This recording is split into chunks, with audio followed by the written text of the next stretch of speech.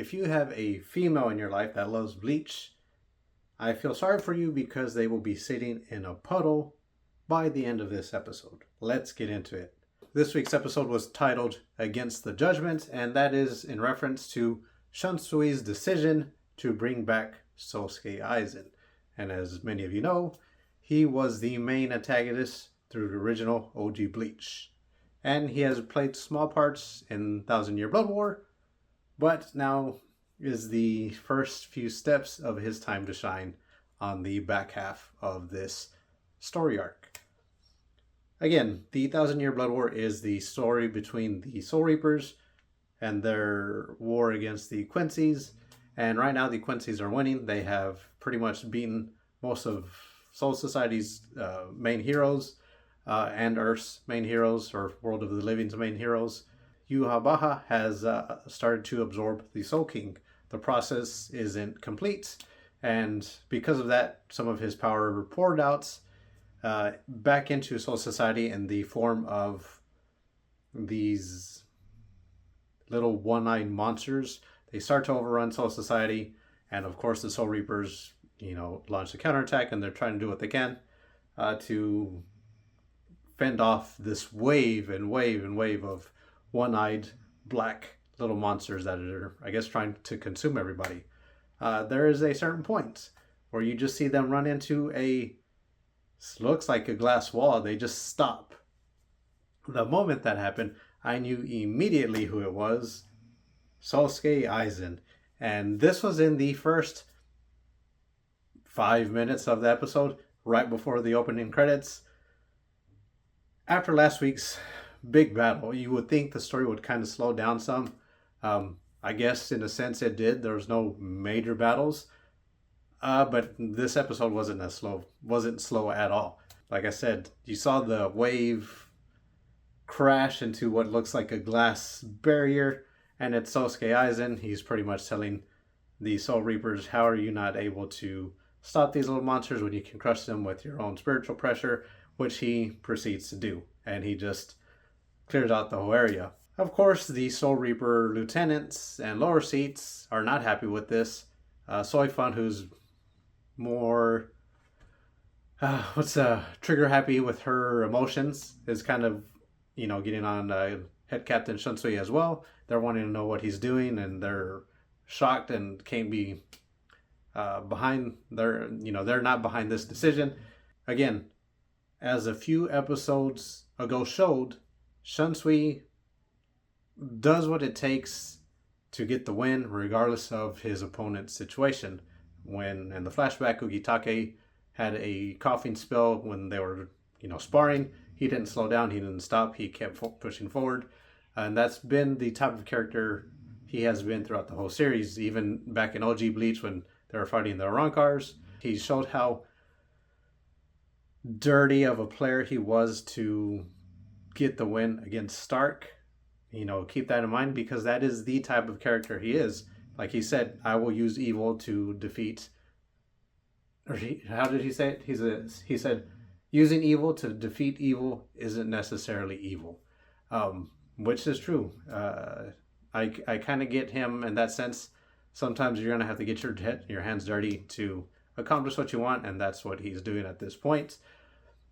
Sosuke Aizen, being the character he is, he's just has no issue trying to one-up Shunsui, and Shunsui is just a few steps ahead of him this time because he has Captain Kurotsuji's technology kind of keeping Sosuke at bay. But if you were paying attention, when he did his Kido level 90 spell with no incantation, Kisuke Urahara says that was probably stronger than when they fought Aizen in the World of the Living.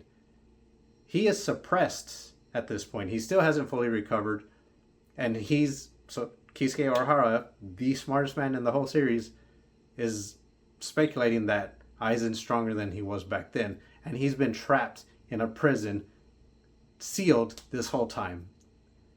And that is, this is a not semi real spoiler. Sosuke Aizen is one of the war potentials that Yuhabaha was worried about. The other being Ichigo Kurosaki, Kisuke Urahara, Osho from Squad Zero, and Kenpachi Zaraki. So those are the 5 war potentials, and you see a glimpse of why Aizen is that. Because even when he tells Shunsui, "Hey, this is your chance to kill me," Shunsui tells him, "Even if I wanted to, I know I couldn't. If it was that easy, I would have done it a long time ago." God, he is a complete monster, and this is the first glimpses of how strong we're gonna see, or this is the first glimpse of how strong he is that we'll be able to see on this back half of the story. Of course, they're starting to wrangle everybody up. The Quincy's show up. You think there's going to be a fight, and Bazby's pretty much says, "Nah, we'll help you out if you just let us kill Yuhaba because he betrayed us." And of course, it's Shunsui, the Lilianeto, and the drag queen cross-dresser girl dude chick person, zombie girl, however you want to put it, zombie boy, for those who know. But anyways, they decide to all get together. Shunsui makes a pretty amazing rally speech, and they start to open the door.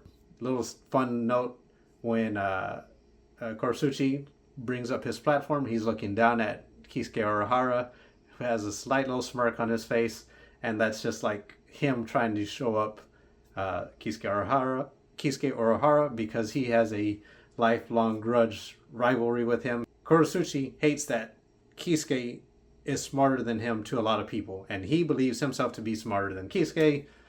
So that little moment of him looking down as the platform rises was, I feel like, a jab at Kisuke Urahara, and Kisuke just was looking at it and going on as he should. He's worried about more important things. This episode also marked the return of the other half of the Vizards. They showed up to help Kisuke. They brought the, I want to say liquid, but it was liquid energy type deal that was flowing into the real world. They poured it into a pool, and when they're ready to walk out, Love was like, "Nah, we're gonna help these guys out because our friends, the other Vizards, are fighting for the world." And Kisuke says, "Suit up, let's get ready to go." And that's where we see them start to get dressed and get ready to battle, because yes, Ichigo lost last week, but we still have a whole season and a half to go, and shit's only going to get more exciting and more real, and this is the slow build-up. I don't even want to call it a slow build-up. This is the build-up of the back half, or second 2/3 of this core. I know it's coming, and I'm super excited. And of course, we jump back to our heroes, or our other heroes, Ichigo, Orihime, Chad, and Ganju, and Yarichi. And Ichigo wakes up to Orihime healing him. She is obviously exhausted because she healed everyone that was injured. And of course, we had a nice, cute little moment where she was hungry. Her stomach was growling. The community knows her as the bread girl. Plenty of memes of her eating bread.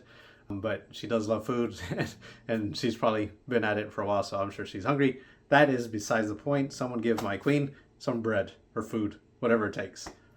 But we see a nice little, we get a nice little moment with Kon.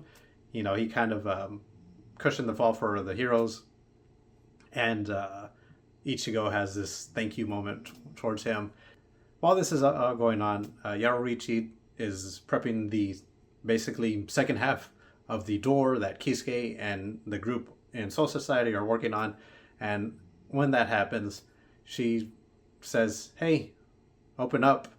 And lo and behold, Grimmjow is back. That's why I said, if you are watching this with a female friend who loves Bleach, they are probably sitting in a puddle, because both Grimmjow and Aizen are in this episode, and those two are easily some of the biggest female fan favorites. Of course, Ichigo's probably up there, but yeah, I know a few of my female friends were melting at the end of all this